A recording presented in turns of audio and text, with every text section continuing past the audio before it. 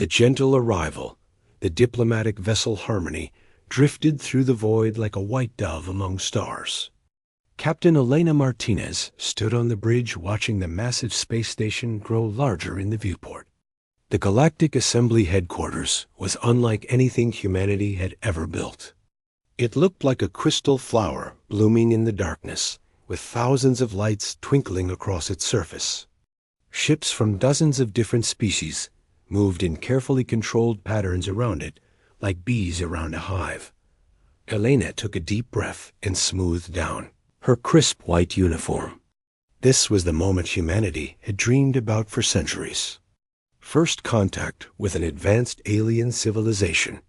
But not just one civilization. The Galactic Assembly represented over 40 different species, spanning hundreds of star systems. And Earth was about to knock on their door, asking to join. "Captain, we're receiving docking instructions," Lieutenant Chun reported from the communication station. His voice carried a hint of nervousness that matched what Elena felt in her stomach. "A-17. They're sending an escort." "Acknowledge their instructions," Elena said calmly. She had practiced this moment 1,000 times. "Stay professional. Stay humble. Show them that humanity could follow the rules and respect their customs. All crew members prepare for formal contact. Remember your cultural sensitivity training. We represent all of Earth today." 2 sleek alien vessels appeared on either side of the Harmony. They were beautiful ships with curved hulls that seemed to flow like water frozen in metal. The escort guided them through the traffic patterns toward the docking bay. Elena watched dozens of other ships pass by. Some were massive cargo haulers. Others looked like personal yachts decorated with colors and patterns she couldn't begin to understand. Each one represented a species that had mastered space travel long before humans had even invented it. The docking procedure went smoothly. The Harmony settled into its assigned bay with barely a tremor. Elena gathered her diplomatic team in the airlock. There were 5 of them total. Dr. James Walker, the xenobiologist who had studied every scrap of information they could gather about alien species. Ambassador Liu, who had been chosen for her skill at negotiation and her calm demeanor. Lieutenant Chun for security, though his sidearm was purely ceremonial. And young Sarah Kim, the linguistics expert who spoke 17 Earth languages and had somehow taught herself the basics of 3 alien ones from the limited data they had intercepted over the years. "This is it," Elena said, looking at each of them. "We've trained for this. We've prepared for this. But remember, no matter what happens in there, we are guests in their house. We smile. We listen. We learn questions. What if they don't like us?" Sarah asked. She was only 23, and this was her first deep space mission. Elena smiled gently. "Then we win them over. Humanity has survived ice ages, plagues, and wars. We can handle a difficult first impression. Ready?" They all nodded. The airlock opened. The reception hall beyond was breathtaking. The ceiling rose at least 50 meters high and appeared to be made of the same crystal material as the station's exterior. Light filtered through it in colors that seemed to shift and change. 3 figures waited for them on a raised platform at the far end of the hall. As Elena led her team forward, she studied each one carefully. The figure on the left stood nearly 3 meters tall. Its body was covered in sleek blue-black scales that reflected the light like polished stone. 4 arms hung at its sides, and its head featured a crest of bone that swept back from a face with large golden eyes. This was a Krillian, one of the 3 founding species of the Assembly. They had built an empire spanning 20 star systems through military strength and strategic expansion. The center figure looked almost human at first glance. But as Elena got closer, she saw the differences. The skin had a faint purple tint and seemed to shimmer slightly as if covered in microscopic scales. The eyes were larger than human eyes and completely black without any visible white. This was a Vostari, a species known for their advanced technology and their vast trading networks that connected most of the known. Galaxy. The figure on the right was the most alien of the three. It floated above the platform, inside what appeared to be a sphere of liquid. The creature inside had a body like a jellyfish, with dozens of translucent tentacles that moved in slow, graceful patterns. Lights pulsed through its body in rhythms that Elena suspected might be a form of communication. This was a Shendari, a species that came from a water world and needed their containment spheres to survive in normal atmosphere. Elena stopped at the base of the platform and bowed respectfully. Her team followed her lead. "Honored members of the Galactic Assembly," she said clearly. "I am Captain Elena Martinez of Earth. On behalf of humanity, I thank you for granting us this audience. We come in peace, seeking knowledge and friendship." The Krillian's voice was deep and resonant. "I am High Commander Dravik of the Krillian Empire. We have observed your species from a distance. You are young. Your technology is primitive compared to ours. But the Assembly has always welcomed those who seek to learn. We will consider your petition." The Vostari stepped forward.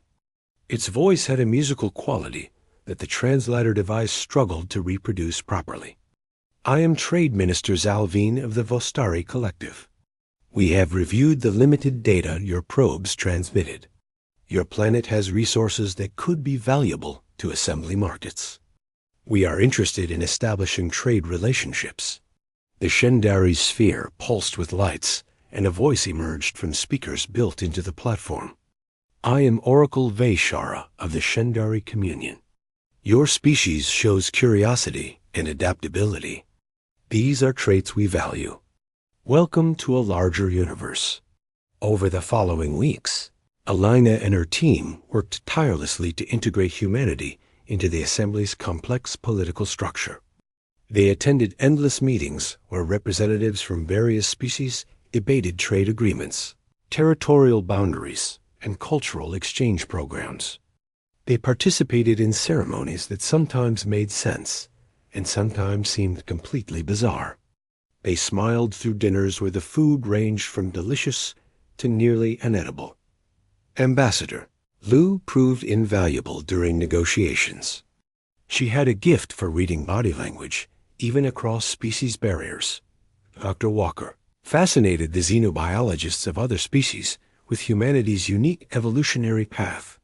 Sarah Kim's language skills impressed even the Shendari, who had communication methods that went beyond simple words, but Elena began to notice troubling patterns. During trade negotiations, the Assembly representatives consistently offered terms that heavily favored the established species. When humanity requested access to certain technologies, they were told those were restricted to senior members only.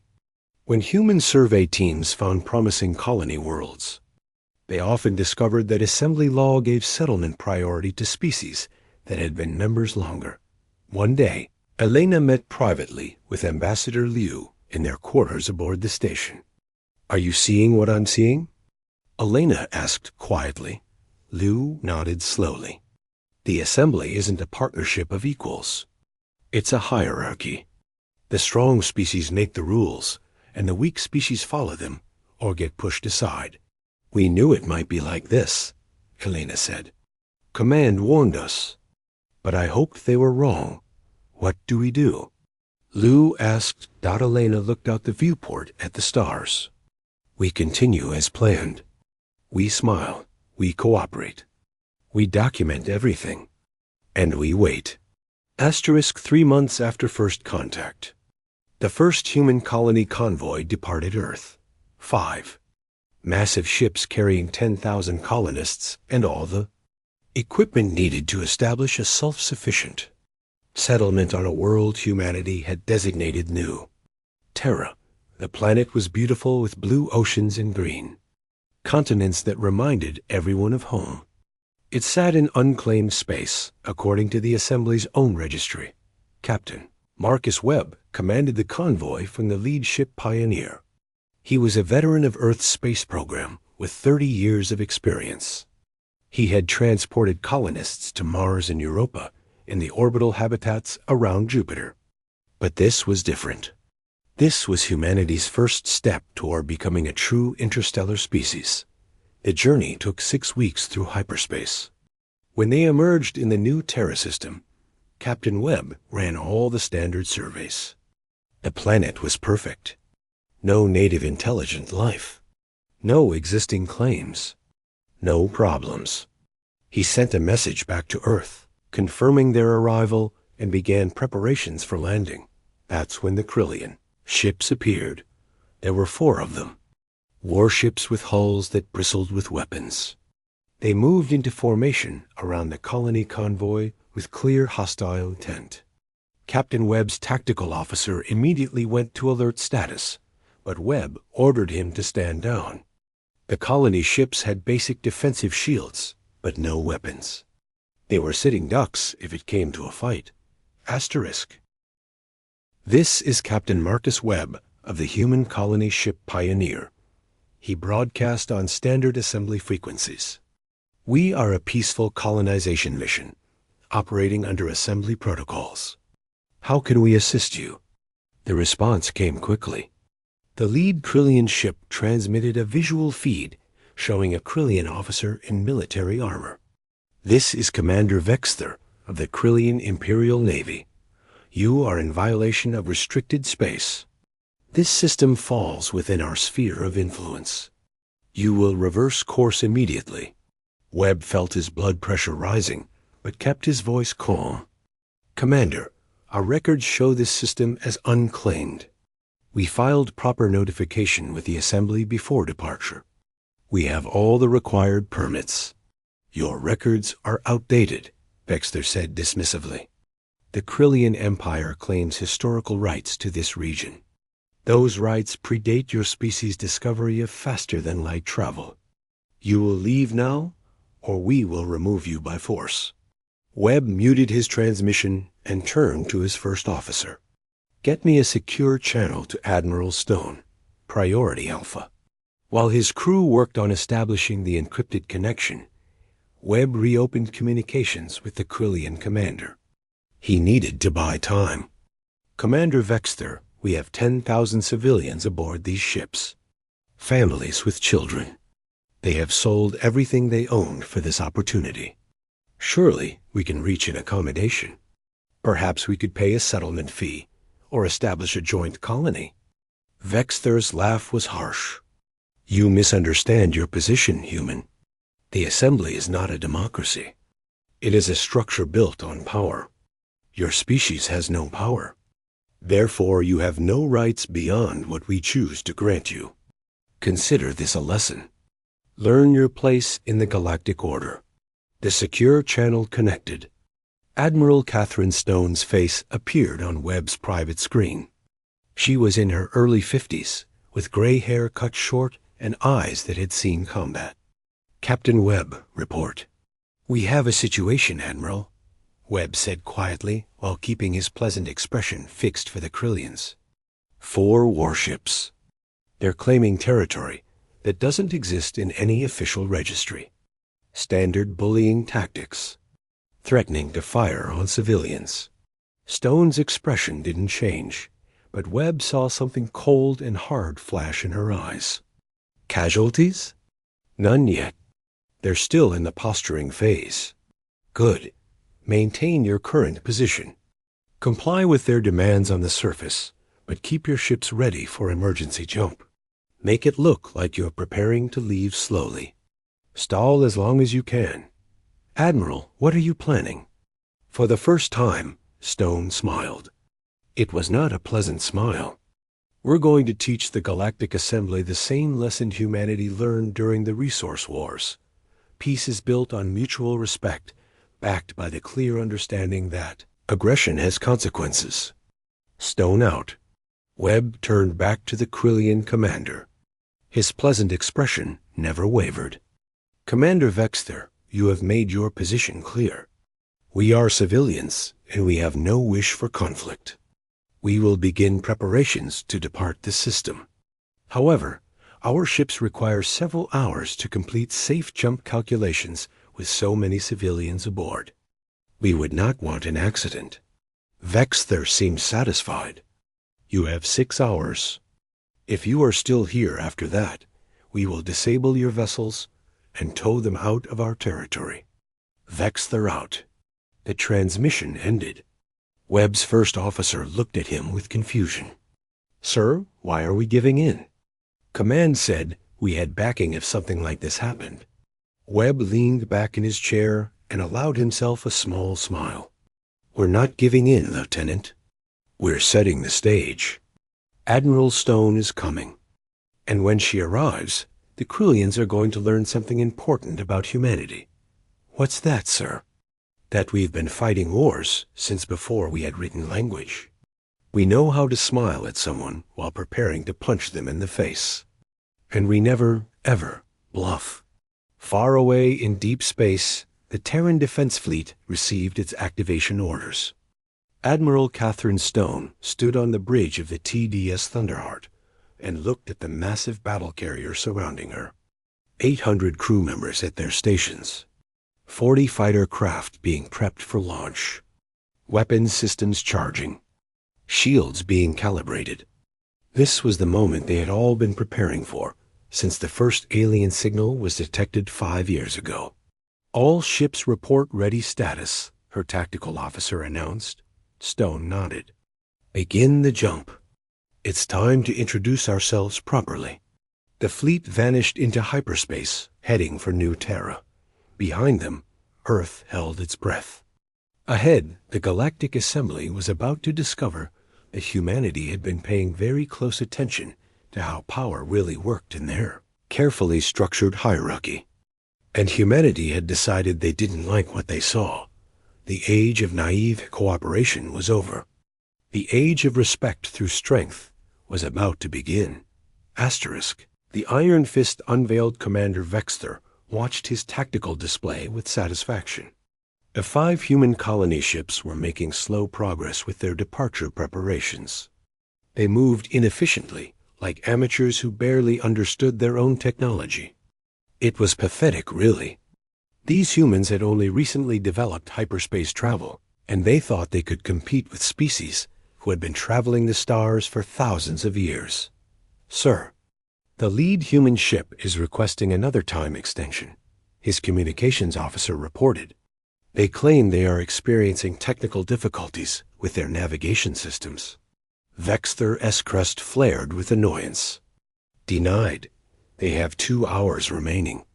If they cannot manage basic ship operations, they have no business attempting to colonize other worlds.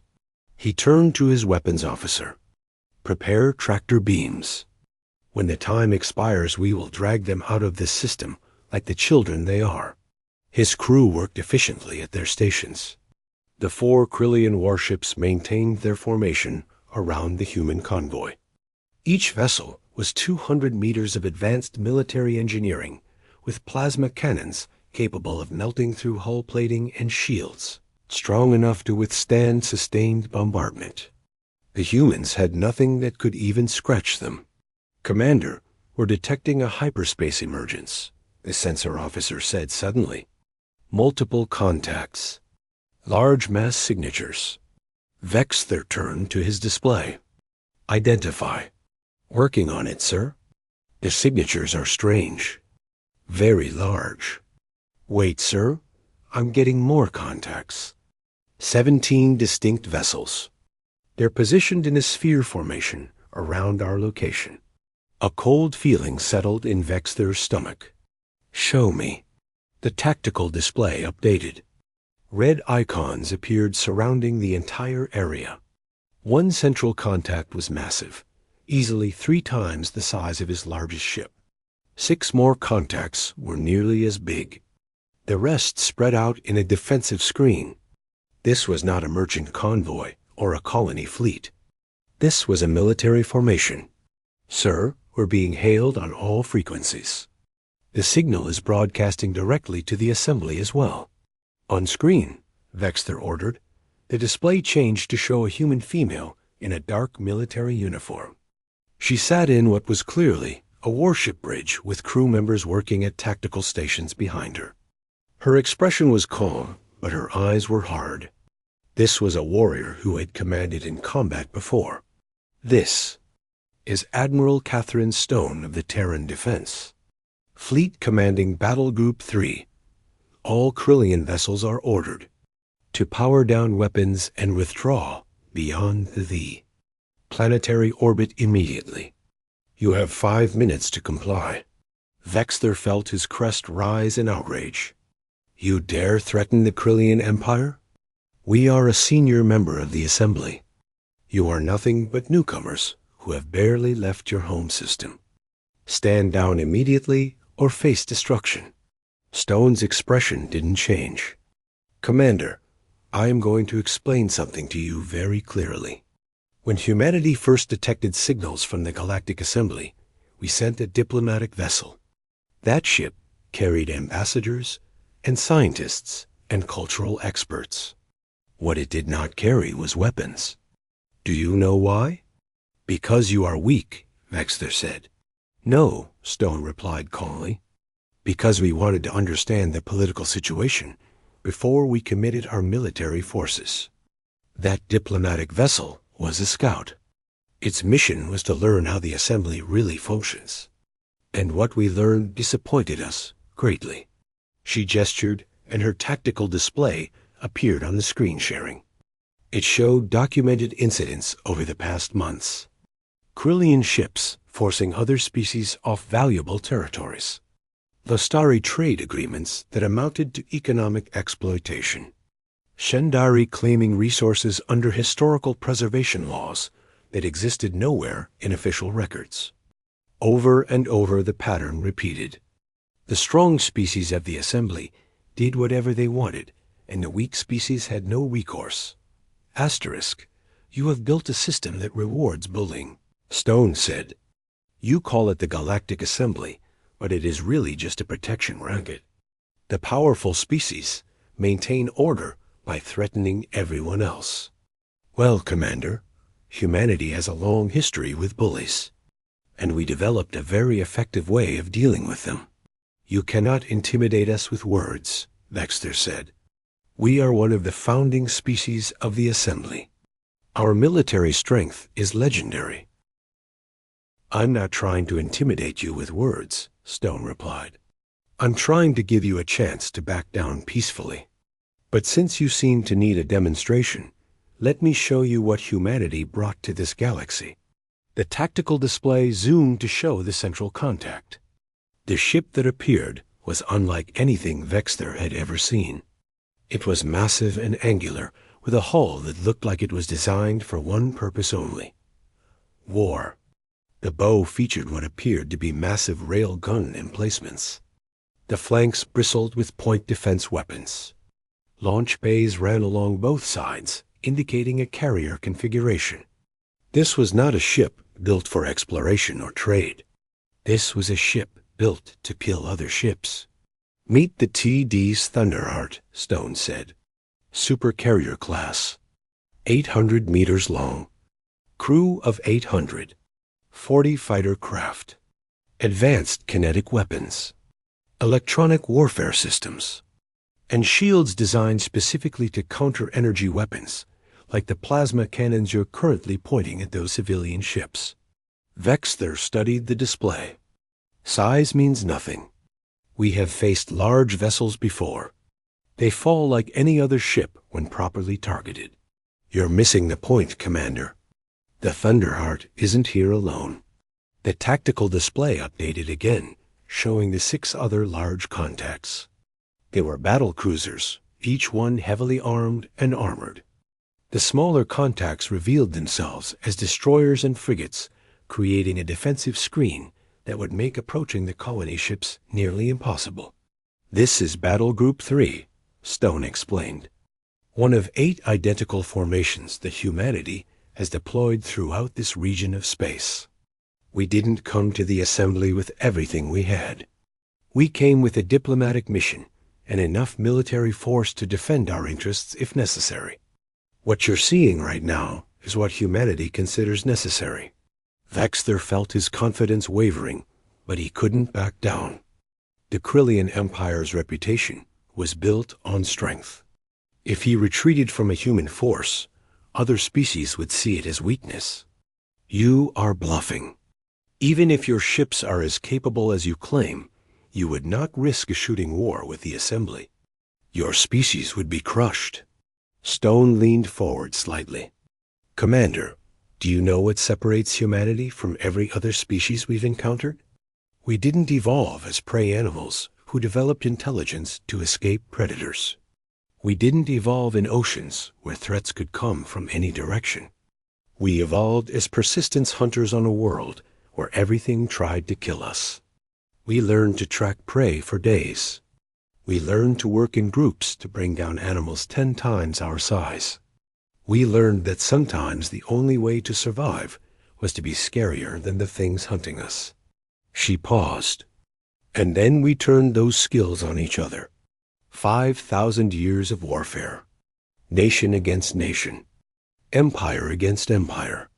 We created weapons that could wipe out cities. We developed tactics and strategies through trial and error, where the trials cost millions of lives.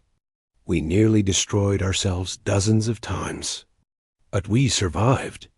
And we learned. Learned what? Vexter asked, despite himself. That peace requires both diplomacy and strength. That mutual respect only works when everyone understands the cost of disrespect.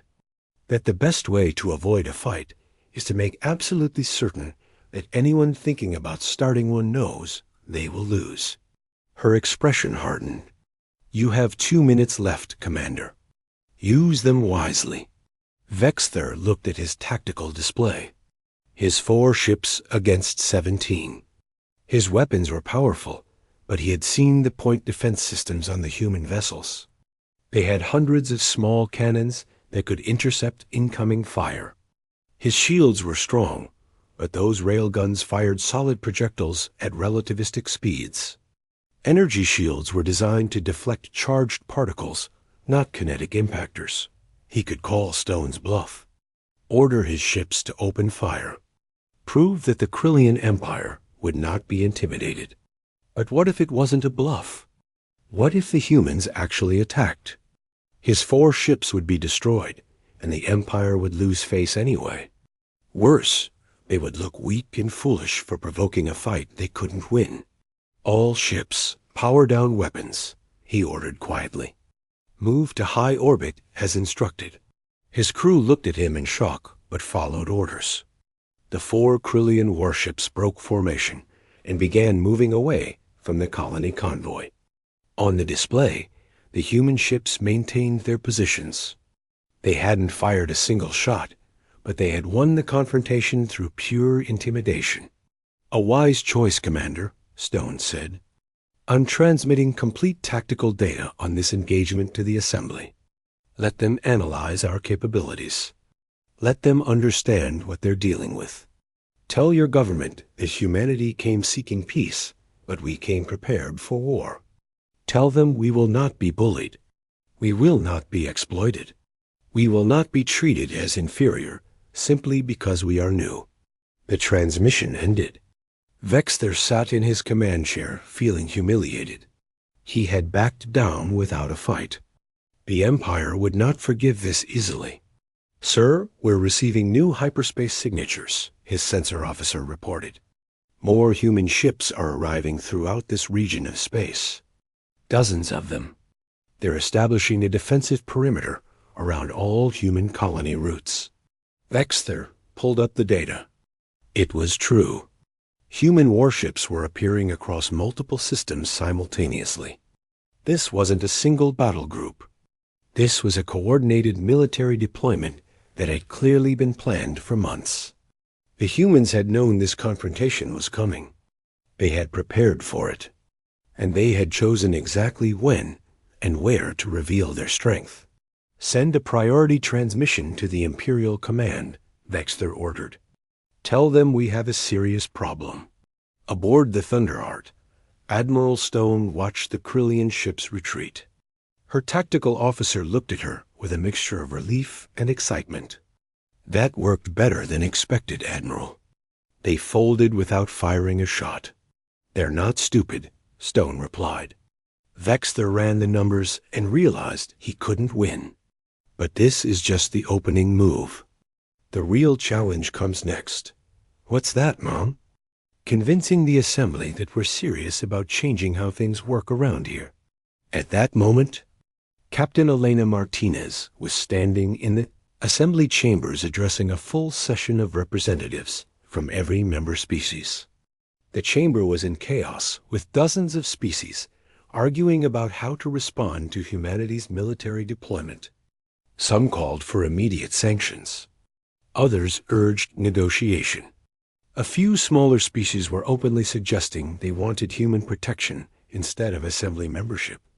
Helena stood calmly in the center, speaking platform, waiting for the noise to die down. Finally, High Commander Dravik raised one of his massive arms, calling for silence. Ambassador Martinez, you have brought weapons of war into assembly space without permission. You have threatened a senior member species. Explain yourself. Elena had rehearsed this moment many times, but it still felt surreal to be challenging civilizations thousands of years old. High Commander, I will explain with a story. When humanity first united our world under a single government, we had a choice to make. We could either maintain large military forces, or we could disarm and focus on peaceful development. We chose to maintain our military. Do you know why? Because humans are naturally aggressive, the Vostari trade minister said. No, Elena replied. Because we had learned a hard lesson. Peace is not something you achieve by being defenseless and hoping everyone else behaves. Peace is something you build on a foundation of mutual respect, backed by the clear understanding that aggression has consequences. She activated a holographic display showing the incident with Commander Vexter. Your system claims to promote peaceful cooperation, but what we observed over 3 months was very different. We documented 47 incidents where senior member species used military threats to exploit weaker members.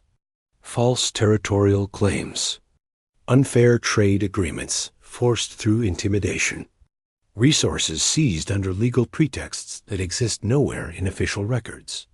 Asterisk, the smaller species in the chamber began murmuring among themselves. This was information they all knew, but had been too afraid to voice openly. Humanity came to the assembly seeking partnership, Elena continued. We still want that partnership, but it will be a partnership of equals, not a system where we smile and obey while being systematically exploited. Oracle Vaishara's containment sphere pulsed with lights. You propose to enforce equality through military strength? That is precisely the system you claim to reject. No, Oracle. We propose to enforce justice through military strength. There's a difference. Justice protects everyone regardless of their power level. The strong cannot simply take what they want from the weak. Treaties are honored. Laws apply to everyone equally. And when someone does violate those principles, there are real consequences. Elena pulled up a document on the display. This is humanity's proposal. We call it the Mutual Defense and Justice Protocol. Any assembly member being threatened or exploited can appeal for protection. A neutral force investigates the complaint. If wrongdoing is found, the aggressor faces real penalties enforced by military intervention if necessary. And who commands this neutral force? High Commander Dravik asked suspiciously. Initially, humanity. We have the military strength and the willingness to use it fairly. But the long-term goal is a joint force with officers from all interested species, bound by strict rules of engagement, accountable to the full assembly through an independent review board. The chamber erupted in arguments again. Elena waited patiently. She knew this would take time.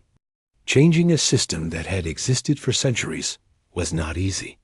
But humanity had something the assembly didn't expect: patience backed by overwhelming force. Trade, Minister Zalvine spoke up. What if the Assembly rejects your proposal? What if we vote to expel humanity for this military aggression? Elena's expression became serious. Then we proceed independently. We establish our own territory. We protect our own interests. And we offer sanctuary to any species that wants to live under our protection instead of Assembly authority. We would prefer cooperation. But we will accept confrontation if that is what you choose. She looked around the chamber, meeting the eyes of representatives from dozens of species. The choice is yours. Work with us to build something better, or try to maintain the old system where might makes right. But understand this. Humanity will not be bullied. We will not be exploited.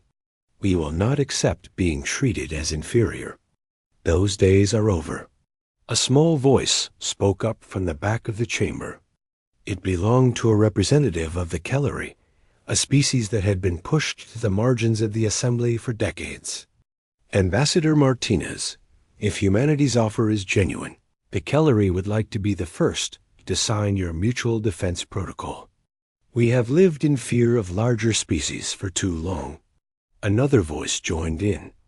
Then another.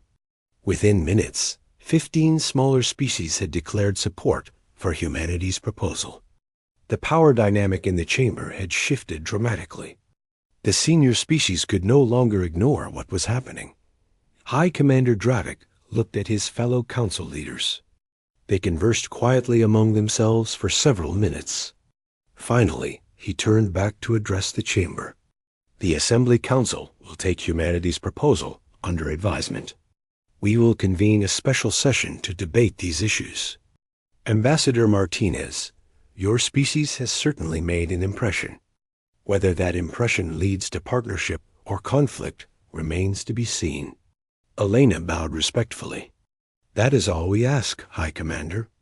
A fair hearing and a chance to prove ourselves. Later that day, Helena stood in her quarters looking out at the stars. Captain Webb had sent a message confirming that the new Terra colonization was proceeding without interference.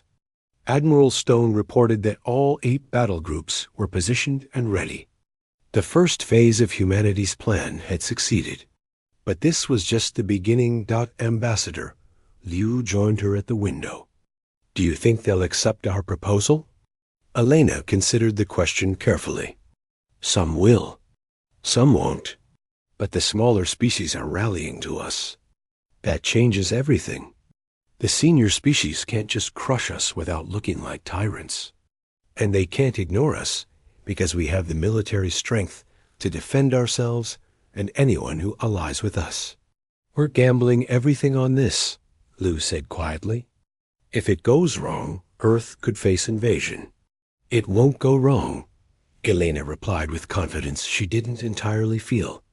Because we're offering them something they don't currently have. Real peace. Real justice. A system where everyone benefits, not just the powerful. Some of the senior species will resist. But many of them will realize that what we're proposing is better than constant jockeying for position through military threats. She turned to look at Liu. Besides, we have one advantage they don't expect. We're not trying to conquer them. We're not trying to replace their system with human rule. We're offering to enforce the rules they already claim to follow. That makes us partners, not enemies. The next morning, Admiral Stone received a surprise communication. It came from a Vestari admiral named Kelther. His message was brief and encrypted. Admiral Stone, I commanded Vestari forces for 40 years. I saw how the system really works. I saw good species destroyed because they couldn't defend themselves. What you're proposing is exactly what the Assembly needs. You have my support. Quietly for now, but support nonetheless. Similar messages began arriving from officers across the Assembly. Not all of them, not even most of them, but enough to matter. There were military commanders who were tired of being used to bully weaker species. There were trade officials who had watched unfair deals destroy promising civilizations. There were scientists and artists and philosophers who dreamed of a galaxy where cooperation was real, instead of just a pleasant lie covering exploitation. 6 months after humanity revealed its true strength, the Assembly voted on the Mutual Defense and Justice Protocol. The vote was close. Many senior species voted against it, unwilling to give up their advantages. But the smaller species voted as a bloc. Combined with a surprising number of votes from reform-minded members of larger species, the protocol passed. The Krillian Empire and several other powers announced they would not participate. They would maintain their own territories under the old rules. But nearly half the Assembly signed on to the new system. Humanity became the primary enforcement species, but with oversight from a council representing all participating members. The galaxy had changed. Not as completely as some hoped, and not as little as others feared. But it had changed. A new model existed now.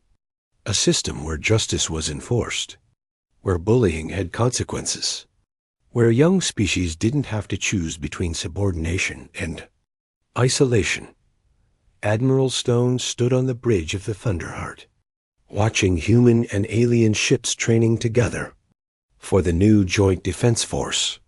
She thought about Earth's long, bloody history. All those wars, all those mistakes, all those hard lessons learned in blood and fire. Maybe, she thought, maybe that history had a purpose. Maybe humanity's greatest strength wasn't technology or military power. Maybe it was the wisdom that came from surviving 5,000 years of warfare and emerging with a determination to build something better. Admiral, we're receiving a distress call, her communications officer reported. A Kellery colony is under attack by raiders. They're requesting assistance under the Mutual Defense Protocol. Stone smiled. Battle Group 3 will respond. Prepare the fleet for deployment.